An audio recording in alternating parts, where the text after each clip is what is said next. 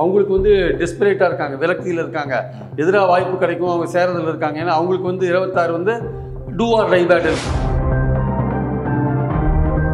அதிமுக நிலைமை என்னாச்சுன்னா தாவேகாவோட போகிறோம் நம்ம அப்படின்ற மாதிரி எடப்பாடி அவங்களுக்கு வேண்டியவங்களுக்குலாம் ஒரு கான்ஃபிடன்ஸ் கொடுத்து அவங்களெல்லாம் குஷியாக வச்சுருந்தாரு. இப்போ காத்திறங்கி போன பலூன் மாதிரி ஆகிட்டாரு. திமுக வந்து இப்போவே இந்த விஷயத்தை ஆரம்பித்தது வந்து 26 களம் எப்படி இருக்குன்னு அதுக்கும் தெரியல. இப்போ ஆக்சுவலாக திமுகவுக்கும் தெரியல.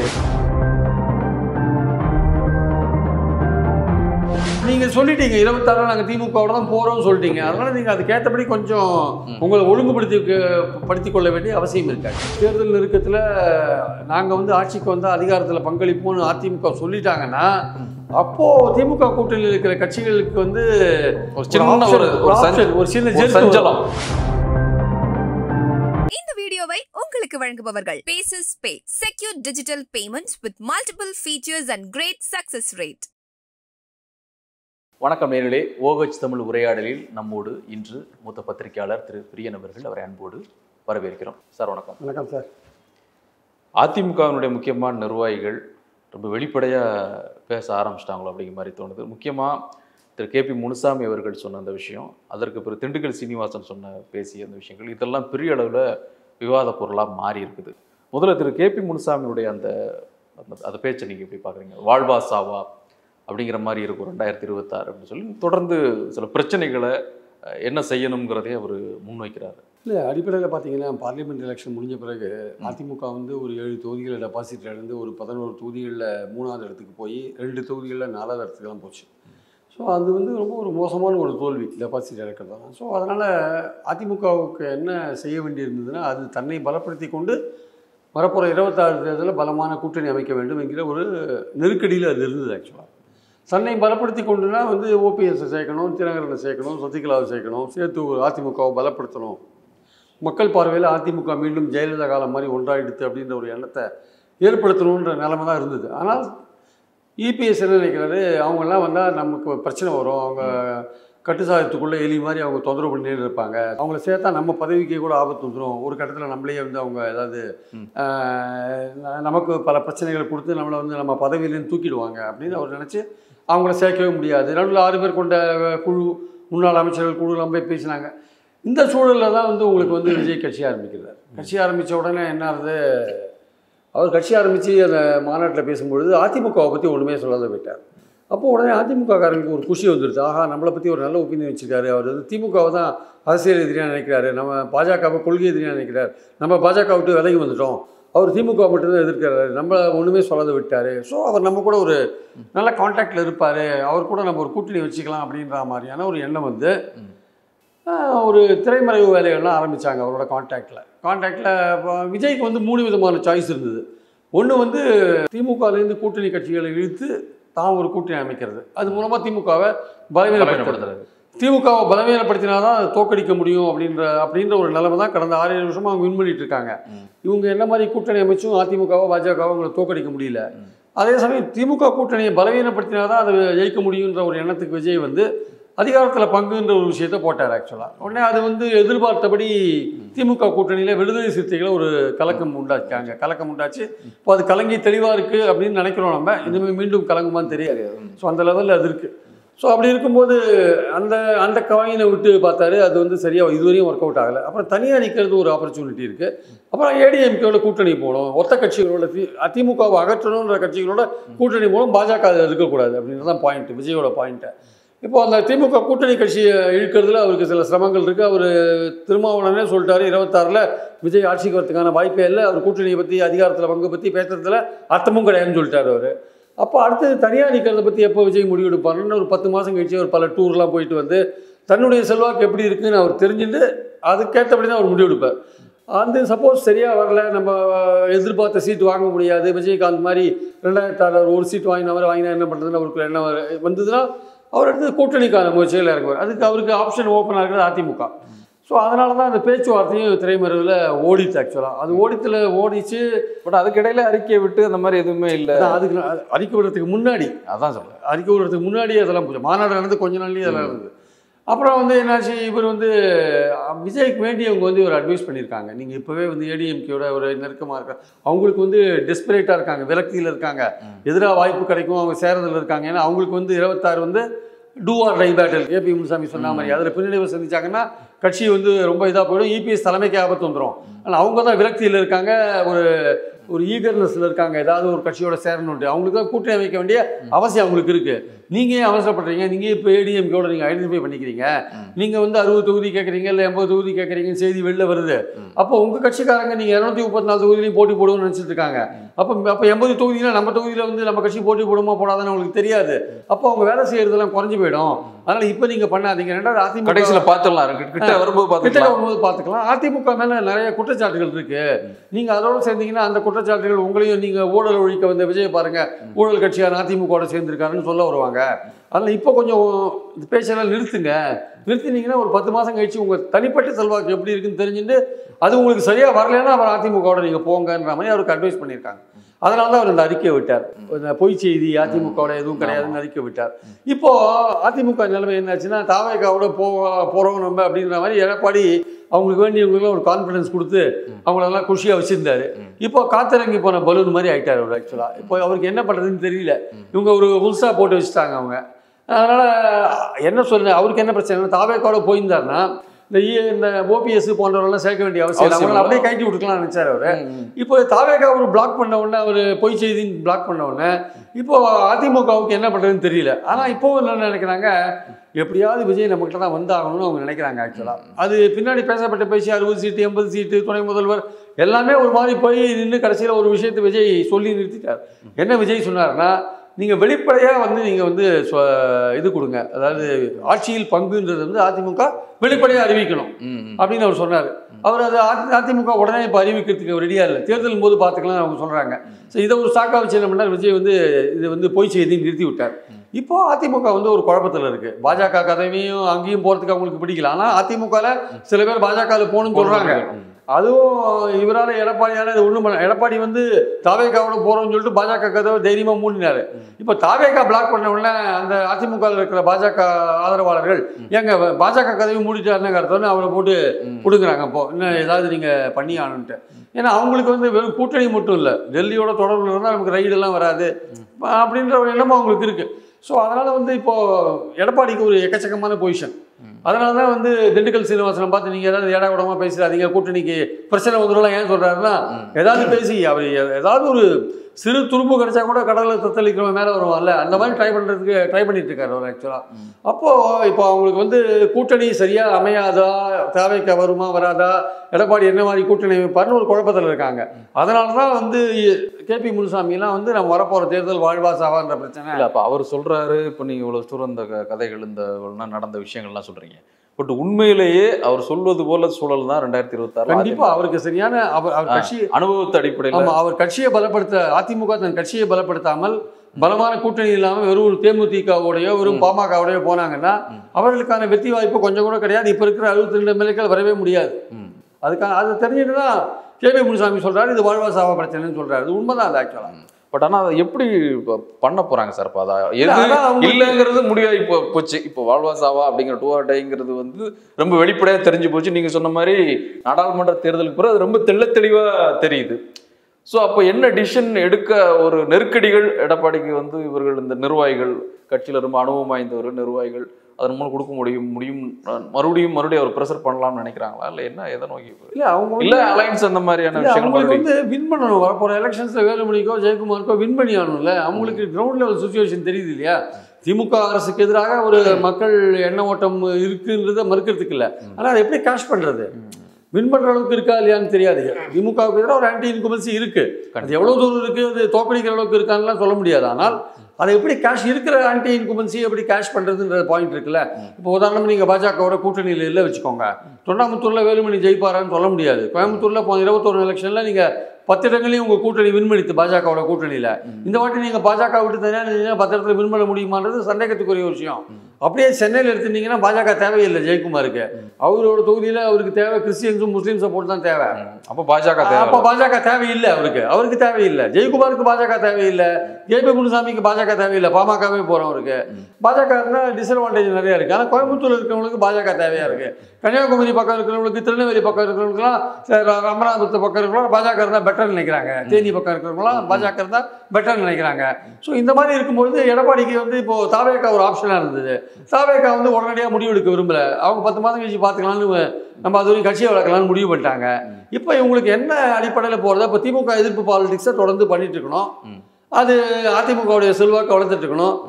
என்ன மாதிரியான விஷயங்கள் திமுக அரசுக்கு எதிராக வருதோ அதெல்லாம் வந்து கொஞ்சம் அஜிடேஷன் பெரிய அளவில் கொண்டு போய் போராட்டம் போன்ற விஷயங்களை நடத்தி தான் தமிழ்நாட்டில் திமுகவுக்கு மாற்றுன்ற விஷயங்களை கையில் எடுக்கணும்.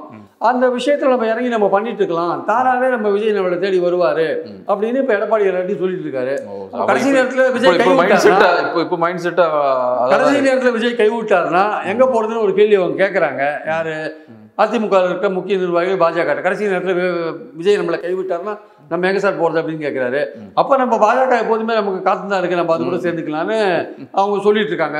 இது வெளியில் சொல்ல வேண்டாத நம்ம வந்து பாஜகவும் அதிமுகவை பற்றி எதுவும் விமர்சிக்காத, எங்கள் மேலிடம் பார்த்துங்க ஏன் சொல்கிறாங்கன்னா அவங்களுக்கு என்னென்னா விஜய் கைவிட்டாருன்னா நம்மகிட்ட தான் வந்தானு அவங்க நினைக்கிறாங்க ஆக்சுவலாக. ஸோ அதனால் இந்த சுச்சுவேஷன் இப்படி போயிட்டு இருக்கிறதுனால தான் எப்படிப்பட்ட ஒரு கூட்டணியை வந்து அதிமுகவில் அமைக்க முடியும்னு தெரியாதனால தான் அதிமுகவில் இருக்கிற நிர்வாகிகள் வந்து குழம்பி போய் கிடக்காங்க. ஸோ இன்னொரு பக்கம் திரு திண்டுக்கல் சீனிவாசன் பேசுனது, அவர் என்ன அந்த இப்போதுள்ள கூட்டணி நிர்பந்தங்களை பற்றி பேசுகிறாரா, அந்த நெருக்கடியை பற்றி சொல்கிறாரா, அந்த அமௌண்ட்டெல்லாம் சொல்கிறாரா சிறிய கட்சிகள்? அதாவது இப்போது தமிழ்நாட்டில் வந்து 2 பெரிய கட்சிகள் தான் கூட்டணி அமைச்சது, திமுக அதிமுக. அதெல்லாம் கூட்டணிகள் அமைக்குது. இந்த கூட்டணி சேர்ற கட்சிகள் என்ன பண்ணுதுங்க, அவங்க வந்து இங்கே தேர்தல் செலவுக்கு பணம் கொடுங்கன்னு கேட்குது. சீட்டுக்கு மட்டும் கேட்கல, தேர்தல் செலவு இங்கே வாங்கிக்கிறாங்க. உண்மையை தான் சொல்கிறாங்க. அது உண்மை தான் சொல்கிறாங்க. அது பொய்யெல்லாம் சொல்கிறாங்க. உண்மையை தான் சொல்கிறாங்க. தொகை கொஞ்சம் முன்ன பின்ன இருக்கலாம். உண்மைதான். ஏன்னா உண்மை ஏன் சொல்கிறேன்னா திமுகவே கம்யூனிஸ்ட் கட்சிகளுக்கு 5 கோடி கொடுத்தது இல்லை. ஆமாம், அது எலெக்ஷன் கமிஷன்லேயே நீங்கள் ஃபைல் பண்ணீங்க. அப்போ எதுக்காக கொடுத்தீங்க? நீங்கள் 5 கோடி கொடுக்கணும் கம்யூனிஸ்ட் கட்சிகளுக்கு. ஒரு கட்சி இன்னொரு கட்சி ஏன் கொடுத்தீங்கன்னா அவங்க தேர்தல் செலவுக்கு தான் கொடுத்துருப்பீங்க நீங்க. இது வந்து அது தெரிஞ்சே நடந்தது. அது வெளிப்படையாக டிரான்ஸ்பரண்டா தெரிஞ்சு நடந்தது. தெரியாத நடக்கிறது நிறைய விஷயம் இருக்கும். எந்தெந்த கட்சிகள் நம்ம பேரை சொன்னா வழக்கு போடுவாங்க, அது வேற விஷயம். அதனால வந்து எந்தெந்த கட்சிகள் வந்து இந்த 2 பெரிய கட்சிகளோட கூட்டணி வச்சுக்கிதோ அந்த கட்சிகள்லாம் தேர்தல் செலவுக்கு ஒரு கட்டத்தில் பணம் கேட்க தான் செய்கிறாங்க. சீட்டு கொடுக்கறத பணம் கொடுக்குறாங்க. அந்த கட்சிகளும் வந்து பணம் கொடுக்குறாங்க. ஜெயலலிதா காலத்துலையும் கொடுத்துருக்காங்க, இப்போ பழனிசாமி காலத்துலையும் கொடுக்குறாங்க வச்சுக்கோங்களேன். அது வெளியில் தெரியாத காது வச்ச மாதிரி அதை பண்ணிடுவாங்க வச்சுக்கோங்க. சில பேர் காசு கொடுத்துட்டு கூட்டணி அமைக்காத போகிறவங்களுக்கும் உண்டு. இல்லை, காசை வாங்கிட்டு அந்த கட்சியோட கூட்டணி அமைக்காத போகிறவங்களுக்கு கேட்கவும் முடியாது. அது கேட்கவும் முடியாது. இங்கே காசை வாங்கிட்டு அந்த கட்சியோட கூட்டணி அமைச்சிட்டாங்க. போன தேர்தலில் இந்த சைடு காசை வாங்கிட்டு அந்த சைடு கூட்டணி அமைச்சிட்டாங்க. இப்போ இவர் காசை கேட்குறாரு, உங்களோட அடுத்த தேர்தல் அமைச்சிக்கிறேன்னு காசை கொடுக்கல, உங்களோட வர தேர்தலில் கூட்டணி அமைச்சிக்கிறேன்னு சொல்லிட்டு ஒரு கட்சி உட்காந்துருக்கு இப்போ. ஸோ இந்த மாதிரி நிறைய கட்சிகள் இருக்கு வச்சுக்கோங்க. நம்ம பாயிண்ட் என்னன்னா வந்து அது உண்மை. திண்டுக்கல் சீனிவாசன் சொன்னது உண்மை, அதை மறுக்க முடியாது. இதுக்கு அது வந்து ஒரு ரகசியமாக காது வச்ச மாதிரி நடந்த விஷயத்த சீட்டு பேரம் மட்டுமல்ல பண பேரமும் நடக்குதுன்னா உண்மை. ஸோ இப்போ இந்த ஒரு நெருக்கடியான சூழல் அல்லது வந்து நம்மளோட சப்போர்ட் தேவை அப்படிங்கும்போது இந்த சின்ன கட்சிகள், ஒரு சிறிய கட்சிகள் அதை பயன்படுத்திக்கணும், தேர்தலால் பயன்படுத்திக்கணும், பயன்படுத்திக்கிறாங்க. அவங்க 2 சீட்டு வாங்கினா எனக்கு ஒரு 10 கோடி கொடு, இல்லை 70 சீட்டு வாங்கினா 50 கோடி கொடு, ஏதோ ஒரு கணக்கு. சீட்டை கொஞ்சம் குறைச்சா அமௌண்ட்டை கொஞ்சம் கூட்டுங்க. சீட்டை குறைச்சா அமௌண்ட்டை கூட்டணும், அமௌண்ட்டை வந்து குறைச்சா சீட்டை கூட்டணும். இந்த 2த்துக்கு பேரம் பண்ணி வாங்குறதுக்கெல்லாம் கரெக்டாக இருக்குது. இன்னொரு அடுத்து ரொம்ப முக்கியமாக ஒன்று கேட்க வேண்டியது, இப்போ நேற்று பார்த்தீங்கன்னா திமுகவோட அந்த உயர்நிலை கூட்டம் வந்து நடந்திருக்குது. அதில் முக்கியமாக 6 தீர்மானங்கள். ரொம்ப அந்த தேர்தல் பரப்புரையே தொடங்கிருங்க, 2026க்கான அந்த பிரச்சாரத்தை தொடங்குங்கன்னு சொல்லி தொண்டர்களுக்கு அவர் அறிவுறுத்தின அந்த காட்சி பார்க்க முடியுது. ஸோ வந்து இப்போதே வந்து தேர்தல் மனநிலை அப்படிங்கிறது தமிழ்நாட்டில் உருவாகிருச்சு அப்படின்றத பார்க்கணுமா, இல்லை கட்சிகள் இயல்பாக வந்து எப்போதுமே அரசியல் கட்சிகள் கிட்ட நெருங்கும் பொழுது இதற்கான வேலைகளை தொடங்குவது இயல்பான ஒன்று அப்படின்னு நினைக்கிறோமா? ரொம்ப பெரிய இது வந்து விஜய் கட்சி ஆரம்பிச்ச பிறகு தான் இந்த வேகம் எடுத்திருக்காங்க. இந்த வேகம் ஏன்னா அதுக்கெல்லாம் ஒரு 6 மாதத்துக்கு முன்னாடி ஆரம்பிப்பாங்க. இப்போ என்னன்னா 1.25 வருஷம் இருக்கு. அதான் இல்லையா? இன்னும் 1.5 வருஷம் 1.5 வருஷம் கூட இருக்கு. மே மாதம் இந்த இயர் முடிஞ்சா கூட இன்னும் 1.5 வருஷம் இருக்கு. அங்கே ஒரு 5 மாதம், இது ஒரு டிசம்பர் 6 மாதம், நடுவில் 1 வருஷம் இருக்கு. 1.5 வருஷ காலம் இருக்கு சார். கிட்டத்தட்ட 18 மாத காலங்கள் இருக்கு. 18 மாத காலங்கள்ல ஒரு 6 மாதத்துக்கு முன்னாடி ஆரம்பிப்பாங்க. அடுத்த 2025 டிசம்பர்ல ஆரம்பிப்பாங்க வச்சுக்கோங்க. ஆனால் இப்போவே ஆரம்பிச்சதுன்னா விஜய் தான் காரணம். விஜய் மாநாடு போட்டு அதிகாரத்தில் பங்கு போன்ற விஷயங்கள் சொன்ன பிறகு அதிமுகவுக்கு ஒரு பலமான கூட்டணி அமைக்க வேண்டிய கட்டாயம் இங்கே இருக்கும் பொழுது ஒரு புதிய ஒரு கட்சி, ஒரு செல்வாக்கு நடிகர் ஆரம்பித்த உடனே இந்த பேச்சுக்கள் நீங்க சொன்னீங்க. இப்போ அதிமுகவுக்கு ஒரு பலமற்ற நிலை இருக்குது. அவர்களால் ஒரு கூட்டணியை வந்து பலமாக்க முடியல. இந்த சிக்கல்ல இருக்கு. திமுக பலமா தானே இருக்கு, தொடர்ந்து வெற்றிகளை பெற்றுக்கொண்டு தான் இருக்கிறாங்க. அப்புறம் அவர்களையும் இவ்வளவு தூரம் உடனே இப்போ நீங்க பிரச்சாரத்தை தொடங்குன்னு அறிவுறுத்த வேண்டிய தேவை? வரப்போற தேர்தல் நெருங்கும் பொழுது எப்படிப்பட்ட கூட்டணி எதிர்க்காமைன்னு அவங்களுக்கு இப்ப தெரியாது. இது போல பிரிந்து கிடந்தால் அவர்கள் வெற்றி பெறுவது ஈஸி. ஆனால் நாளைக்கு திமுகவுக்கு எதிராக ஏதோ ஒரு இடத்துல வந்து தாவேகா, அதிமுக, பாமக, தேமுதிக எல்லாம் ஒன்றுபட்டாங்க வச்சுக்கோங்க. சரி, அது பலமான கூட்டணி மாறிடும்ல. அது எப்படி வரும்னு சொல்ல முடியாது நாளைக்கு. இப்போ நீங்க பாஜகவுக்கு எதிராக இந்தியா கூட்டணி அமைச்சிருக்கீங்க. பல மாநிலங்களில் அது ஒர்க் அவுட் ஆகுது, சில மாநிலங்களில் ஒர்க் அவுட் ஆகுது. தேர்தலில் தோக்கடிக்கிறதுக்குன்னு ஒரு சிங்கிள் பார்ட்டி அஜெண்டால நம்மளாம் ஒன்றுபட்டா என்னன்னு எதிர்கட்சிகள் சிலது ஒன்றுபட்டால், பாஜகவை தவிர்த்து மற்ற கட்சிகள் ஒன்றுபட்டா அது பெரிய ஒரு சீமானை விட்டுருங்க. சீமான் பாஜக விட்டுட்டு மற்ற கட்சிகள் ஒன்றுபட்டா திமுகவுக்கு பெரிய சவாலாக போயிடும் இல்லையா அது.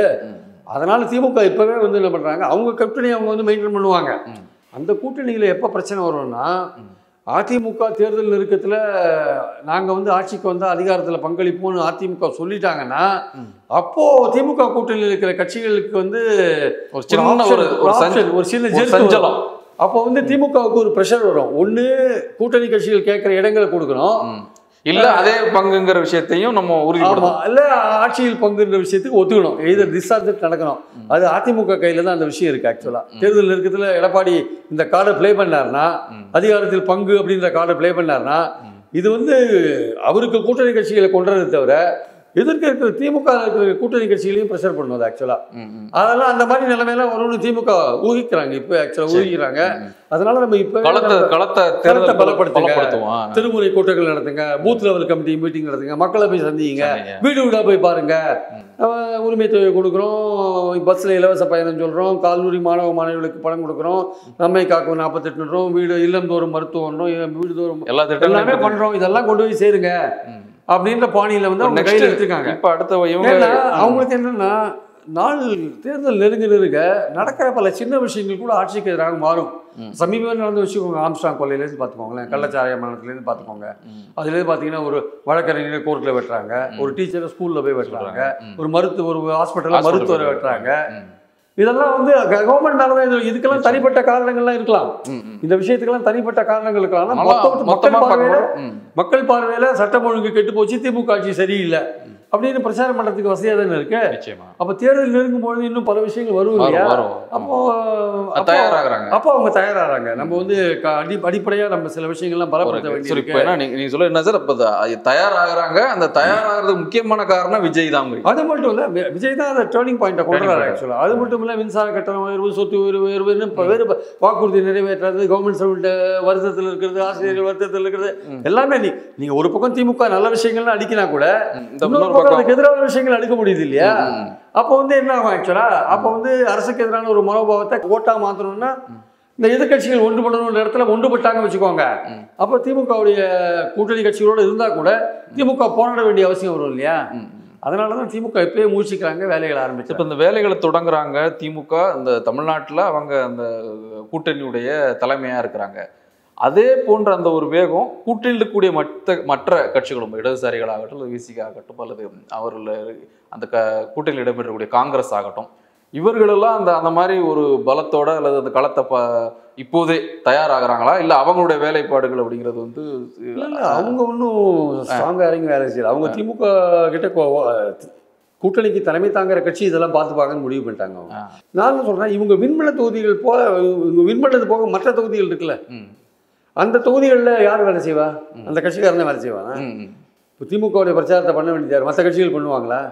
அப்போ என்ன பண்ணியிருக்கணும், திமுக ஒரு அவங்க கூட்டணி கட்சிகள் கூட்டத்தை போட்டு இன்னிலேருந்து நம்ம கூட்டணி வந்து கீழே இறங்கி வேலை செய்யுது, உங்கள் மாவட்டம் ஒன்றியம் எல்லாத்தையும் சொல்லிடுங்க, இந்த பிரச்சாரத்தை திண்ணை பிரச்சாரம் கேட்குறேன். இப்போ நம்ம ஒரு கட்சியாக அவர்கள் கட்சியை இது பண்ணுற விட அது கூட்டணியாக நீங்கள் மக்கள்கிட்ட போகணும் அப்படின்னு நான் சொல்கிறேன். அப்படின்னு அப்படி தான் போயிருக்கணும் ஆக்சுவலாக. இப்போது மற்ற எதிர்கட்சிகள் ஜெயிச்ச அந்த இடங்கள்ல திமுக பிரச்சாரம் வந்து அந்த தொகுதி திமுக இருக்குமா இல்லை கூட்டணி கட்சிக்கிட்டே இருக்குமான்னு தெரியாதுல்ல. அப்போ அங்கே இருக்கிற தொண்டன் காங்கிரஸ்காரன் போட்டி போட போகிறான், அவன் வேலை செய்யும் அப்படின்னு நினைச்சா வச்சுக்கோங்களேன். அப்போ அந்த தொகுதியில் வேலை செய்யாத போனால் என்ன பண்ணுறது? அப்போ திமுக வந்து இன்னும் கொஞ்சம் ஸ்ட்ராட்டஜி இன்னும் கொஞ்சம் மாற்றணும். வேணும் கூட்டணி கட்சிகளை அரவணைத்து கொண்டு நீங்கள் பிரச்சாரத்தை பண்ணீங்கன்னா அது மாதிரி அவங்க எடுத்த மாதிரி தெரியல முடிவு. திமுகவுக்கு தான் அந்த முடிவு எடுத்திருக்காங்களே தவிர ஒரு கூட்டணி கட்சிகளோட ஒருங்கிணைப்பு கூட்டத்தை கூட்டி நம்ம நாளையிலேருந்து இந்த விஷயத்தை கையில் எடுக்கிறோங்க, இல்லை அடுத்த மாதத்துலேருந்து கையில் எடுக்கிறோங்க, நம்ம ஆட்கள் எல்லாருமே ஒன்றிய லெவலில் கிராம லெவலில் நம்ம எல்லா கட்சிகளையும் சேர்ந்து போகிறவங்க கீழே போய் நம்ம பிரச்சாரம் பண்ணுறோம். இப்போ நீங்கள் சொல்கிறீங்க அதுவும் நடக்க வாய்ப்பு இருக்குன்னு நினைக்கிறேன். ஏன்னா அதுக்கு அடுத்து இப்போ நாளைக்கு மறுபடியும் எம்பிக்கள் கூட்டத்தை அது குளிர்கால கூட்டத்தொடருக்காக இருக்கலாம். பட் இந்த விஷயமும் ஒரு கூட்டம் நடக்கும்போது இயல்பாக வந்து தேர்தல் குறித்து இது பண்ணலைன்னா நீங்களே பாருங்களேன், எதிர்கட்சிகள் வென்ற தொகுதிகளில் அப்போ திமுக காரன் என்ன நம்பிக்கையில் வேலை செய்வான்? திமுக எம்எல்ஏ வென்ற தொகுதியில் திமுக எம்எல்ஏ அடுத்தது அவர் நிற்கணும்னு நினைப்பாரு, வெற்றி பெறத்துக்கான வேலைகளை இறங்குவாரு. திமுக நிற்காத தொகுதிகளில் வெற்றி பெற்ற அது மற்ற கட்சிகளை சார்ந்த எம்எல்ஏக்கள், மற்ற தோழமை கட்சிகளை சார்ந்த எம்எல்ஏக்கள் அவங்க தொகுதியில் எப்படி அவங்க யார் அதை ஊக்குவிப்பாங்க, யார் என்கரேஜ் பண்ணுவாங்க? திமுக காரனுக்கு அதில் ஒரு இது இருக்காது, ஆர்வம் இருக்காது. அப்போ கூட்டணி கட்சி எம்எல்ஏ வந்து அதை ஆர்வம் எடுத்து பண்ணணும். அப்போ அந்த கட்சியிலேருந்து இன்ஸ்ட்ரக்ஷன் வரணும் மேலேருந்து, இல்லை திமுக இவங்களை அரவணைத்து கொண்டு பண்ணணும், அதெல்லாம் இருக்கு இல்லையா? ஸோ டிஎம்கே அந்த கூட்டணி கட்சிகளோட கூட்டணி அந்த கோஆர்டினேஷன் கமிட்டி மீட்டிங்கை போட்டு நம்ம மட்டும் போனால் போகாது, தெருமுனை பிரச்சாரம் வீட்டுக்கு வீடு, நம்ம கூட்டணி கட்சிகள் ஒன்றா போய் பண்ணணும் அப்படின்ற விஷயத்த கூட்டணி கட்சிகள் கூட்டத்தை போட்டு எடுக்கணும் முடிவாச்சு. அது பண்ணுவாங்களா இல்லையே தெரியாது. அதாவது திமுக வந்து இப்போவே இந்த விஷயத்தை ஆரம்பிச்சது வந்து 26 களம் எப்படி இருக்குன்னு அதுக்கும் தெரியல. இப்போ ஆக்சுவலாக திமுகவுக்கும் தெரியல எப்படிப்பட்ட எதிர்கூட்டணி அமையும் அப்படின்றது. அதனால வந்து முன்ஜாக்கிரதையாக இதை ஆரம்பிச்சிட்டாங்க அப்படின்னா. நிச்சயமா நிறைவாக அவங்கள்ட்ட இன்னொரு விஷயம், நீங்கள் அந்த அதிகாரத்தில் ஆட்சியில் பங்கு அதிகாரத்தில் பங்கு அந்த விஷயத்தை வந்து மறுபடியும் ஆதவ அர்ஜுனா திரும்பவும் வலியுறுத்தி பேசுகிறாரு. ஏற்கனவே இதை பற்றி பேசி நிறைய விவாதங்கள் பண்ணி திருமாவளவன் அதற்கு விளக்கம் கொடுத்து எல்லாமே ஒரு மாதிரி செட்டில் ஆகிற நேரத்தில் மீண்டும் அந்த பிரச்சனையை எடுக்கிறாரு. அவங்க இதை அவங்களுக்கு பிரச்சனை வந்தாலும் கூட பரவாயில்ல, பிரச்சனை வந்தால் தாங்க தீர்வு கிடைக்கும், பிரச்சனை வரட்டும்ங்கிற மாதிரியே ஒரு ஆதவ அர்ஜுனோட பேச்சு இருக்குது. இல்லை இது மறுபடியும் திருமாவளவன் வந்து அவர் வந்து இண்டிபெண்ட்டாக இந்த மாதிரி ஒப்பீனியன் போடுறத திருமாவளவன் அதை வந்து கண்ட்ரோல் பண்ணணும். அதை வந்து ஒரு நபரே ஆண்டு கொண்டு இருப்பதா பரம அப்படின்னு அவர் ஒரு இது ட்வீட்ல கேட்டிருக்காரு. ஒரு நபரே ஆண்டு கொண்டு இருப்பதா, ஒத்தரையே தான் ஆட்சி செய்யணுமான்னு கேட்டிருக்காரு. அது வந்து அது மாதிரிலாம் கேட்கறது வந்து சரியில்லை ஆக்சுவலாக. வந்து அது வந்து யாரை வந்து குறிப்பிடாருன்னு எல்லாருக்குமே தெரியும் ஆக்சுவலாக. ஸோ நம்ம பாயிண்ட் என்னன்னா வந்து இது கூட்டணி கட்சியில் இருக்கிற திருமாவளவன் தான் அவரை வந்து கண்டிக்கணும். இந்த மாதிரி விஷயத்தை அவர் அலோவ் பண்ணாருன்னா ஆதவ அர்ஜுனா எந்த விஷயத்துக்காக இதெல்லாம் பண்றாருன்னு யாருக்கும் தெரியல ஆக்சுவலாக. அது யாருக்கும் தெரியல. இல்லை ஏதோ ஒரு குழப்பம் சொல்றாங்க, ஏதோ ஒரு குழப்பத்தை உண்டு பண்ணணும்னு பண்றாரு, இல்லை திமுக கூட்டிலேருந்து விடுதலை சிறுத்தைகள் வெளில வரணும்னு பண்றாருன்னு விடுதலை சிறுத்தைகள் இருக்கிறவங்களே சார் என்ன சார் இப்படிலாம் பண்ணிட்டு இருக்காருன்னு கேட்குறாங்க ஆக்சுவலாக. ஸோ இது திருமாவளவன் கவனிக்க வேண்டிய விஷயம் என்ன, ஸ்டாலினே ரொம்ப தெளிவாக சொல்லிட்டாரு. அதாவது அவரோட பெரிய அண்ணன், அவரோட பெரிய பிரதராக இருக்கேன் நான், என் மனசில் என்ன இருக்குன்னு திருமாவளவனுக்கு தெரியும், நான் எப்படிப்பட்ட ஒரு ஸ்ட்ராங்கான முடிவு எடுப்பேன்னு அவருக்கும் தெரியும், நான் எங்களுக்குள்ள பாசப்பிணைப்பு இருக்குன்னா பேசிட்டார் அவர். யார்? ஸ்டாலின் பேசிட்டார். இதை உணர்ந்து வந்து இந்த ஆதவ அர்ஜுன் போன்றவர்களை வந்து கொஞ்சம் அடக்கி வைக்க வேண்டிய, அல்லது வந்து இது மாதிரி ரொம்ப ஒரு வரம்பு தாண்டாமல் நீங்கள் ட்வீட்லாம் போடுங்கன்ற மாதிரி சொல்ல வேண்டிய அவசியம் வந்து திருமாவளவனுக்கு இருக்குது. இது கருத்து சுதந்திரம் கிடையாது, இது கட்சியுடைய கட்டுப்பாடு சம்மந்தப்பட்டது. ஆக்சுவலாக கட்சியோட கட்டுப்பாடு சம்மந்தப்பட்டது. ஒரு கூட்டணியில் நீங்கள் இருக்கீங்க, அந்த கூட்டணிக்கு தலைமை தாங்குற கட்சியை நீங்கள் டிஸ்டர்ப் பண்ணுற மாதிரி நீங்கள் பண்ணினீங்கன்னா அது உங்கள் கட்சிக்கு நல்லது இல்லை ஆக்சுவலாக வந்து. ஸோ அதனால் அதுக்கேற்றபடி பண்ணணும். இப்போ வந்து விஜய் கூட ஒரு மேடையை பகிர்ந்துக்க போகிறாரா இல்லையான்னு இது வரையும் சொல்லவே இல்லை. எங்கள் கூட்டணி சேர்ந்து முடிவு பண்ணும் அது இதுன்னு. இப்போ வரப்போகிற டிசம்பர் 6 ஏதோ ஒரு மீட்டிங் வச்சுருக்காங்க, அதில் விஜய் கண்டிப்பாக ஒரு வாரம் ஆதவ அர்ஜுனா சொல்கிறார். இப்போ கலந்துக்கிறாரா இல்லைன்றதான் முக்கியமான பாயிண்ட். கட்சி அதிகாரப்பூர்வமாக வரல, ஆனால் அதை தவிர்ப்பாருங்கிற மாதிரி தான் சொல்கிறாங்க. தவிர்த்தா அவருக்கு நல்லது. ஏன்னா அவங்க திமுகவை அகற்ற வேண்டும் என்கிற ஒரு கட்சி வந்திருக்கும் போது அந்த தலைவரோட சேர்ந்து நீங்கள் திமுகவோட சேர்ந்து கூட்டணியில் இருக்கிற நீங்கள் இதில் கலந்துக்கிறது, அது தேர்தல் நெருங்க வரப்போகிற சமயத்தில் கலந்துக்கிறது வந்து அது சரியான ஒரு முறையாகாது ஆக்சுவலாக வந்து. அதனால் வந்து அவர் திரும்பவே வந்து கலந்துக்காது அவருக்கு நல்லது ஆக்சுவலாக. அதை அவர் பண்ணுவார்னு நான் நினைக்கிறேன். ஆக்சுவலாக பண்ணணும். இல்லாட்டி தேவையில்லாத ஒரு குழப்பத்துக்கு ஆளாவார். திருப்பி சொல்லிகிட்டே இருக்கணும், நான் திமுக கூட்டணியில் தான் தொடர்றேன், 26 அது கூட தான் இருப்பேன்னு. திருப்பி சீதை எத்தனை தடவை தீக்குளிக்க முடியும்னாங்க? ஒரு தடவை தான் தீக்குளிக்க முடியும் சீதை, 10 தடவை தீக்குளிச்சுன்னு இருக்க முடியுமா இல்லை? அதனால திரும்ப கொஞ்சம் யோசிக்கணும் ஆக்சுவலாக. பட் அவர் மேலே என்ன ஆதவ அர்ஜுனா மேலே நடவடிக்கை அல்லது அவரை கட்டுப்படுத்துற அவரை வந்து இது வந்து கருத்து சுதந்திரம் சம்பந்தப்பட்டது இல்லை. அவர் வந்து ட்விட்டு போடுறாரு நான் தடுக்கும் அப்படி இல்லை. இது வந்து தாண்டி பேசுறாரா? நீ கட்சி கட்டுப்பாடு, கட்சி கட்டுப்பாடு மாதிரி கூட அதை தாண்டி பேசுறது கட்சி கட்டுப்பாடு காப்பாற்ற வேண்டிய கட்டாயம் இருக்கு. இருக்கிற கூட்டணியை நீங்க கட்டுக்கோப்பா கொண்டு போகணும். கூட்டணிக்கு தலைமை தாங்குற கட்சியோட நம்ம வந்து மக்கள் பிரச்சனைகள் நீங்க என்ன வேணா பண்ணுங்க, அது திமுக உங்களை யாரும் எதுவும் சொல்ல போறதில்ல. ஆனால் இந்த மாதிரி விஷயங்கள் பேசும்போது திமுக அதை எப்படி பார்க்கணும்னு சொல்ல முடியாது. அதிகாரத்தில் பங்கு போன்ற விஷயங்கள் இதெல்லாம் வந்து ஒருத்தரையே ஆட்சி செய்யணுமா, 4 வருஷத்துல ஒருத்தர் துணை முதல்வர் ஆகிட்டாரு, அப்ப எங்க தலைவர் ஆகக்கூடாதா? சரி, அதெல்லாம் வேற விஷயம். எங்க தலைவர் ஆகணும்னு பேசுறது வேற விஷயம். 4 வருஷத்துல ஒருத்தர் ஆகிட்டாரு நீங்க பேசுறீங்கல்ல, அது வந்து கூட்டணிக்கு தலைமை தாங்குற கட்சி அதை எப்படி எடுத்துப்பாங்க? அதெல்லாம் யோசிச்சு பேசணும் ஆக்சுவலா. திரும்ப வந்து ஒரு மெச்சூர்டு லீடர் அவர், அதுல சம்மந்தம் கிடையாது, அதுல சந்தேகம் கிடையாது. ஆனால் அவர் வந்து இந்த விஷயங்களை ஏன் அலோவ் பண்றாரு அப்படின்றதுல வந்து நமக்கு நிச்சயமா ஒரு நமக்கே ஆச்சரியமான ஒரு விஷயம். ஆச்சரியமா இருக்கா, சந்தேகமா இருக்கா? சந்தேகமா இருக்கு, ஆச்சரியமா, ரெண்டும் சேர்ந்த கலவையா இருக்கு. இந்த கூட்டணிக்குள்ள இந்த இது இருக்கிறது வந்து நல்லது இல்லைல்ல? அப்படி இல்ல, கூட்டணிக்குள்ள இந்த மாதிரி இருக்கிறது வந்து சரியான அணுகுமுறை கிடையாது. ஏன்னா நாளைக்கு நீங்க அவங்க கூட தான் சீட்டெல்லாம் கேட்கணும், அவங்க கிட்ட தான் பேசணும், தொகுதிகள்லாம் வாங்கணும். வேற நிலைமை வந்து மாறும்னு நீங்க முடிவு பண்ணிட்டீங்கன்னா நீங்க எப்படி வேணாலும் பேசுங்க. இல்ல நீங்க இதுதான் தொடர வேண்டாம்னு நினைச்சா நீங்க சொல்லிட்டீங்க 26 நாங்க திமுகவோட தான் போறோம்னு சொல்லிட்டீங்க. அதனால நீங்க அதுக்கேற்றபடி கொஞ்சம் உங்களை ஒழுங்குபடுத்திக் கொள்ள வேண்டிய அவசியம் இருக்காங்க. இந்த வீடியோ உங்களுக்கு பிடிச்சிருந்தா லைக் பண்ணுங்க, ஷேர் பண்ணுங்க, கமெண்ட் பண்ணுங்க. மறக்காம OH தமிழ் சேனலுக்கு சப்ஸ்கிரைப் பண்ணுங்க.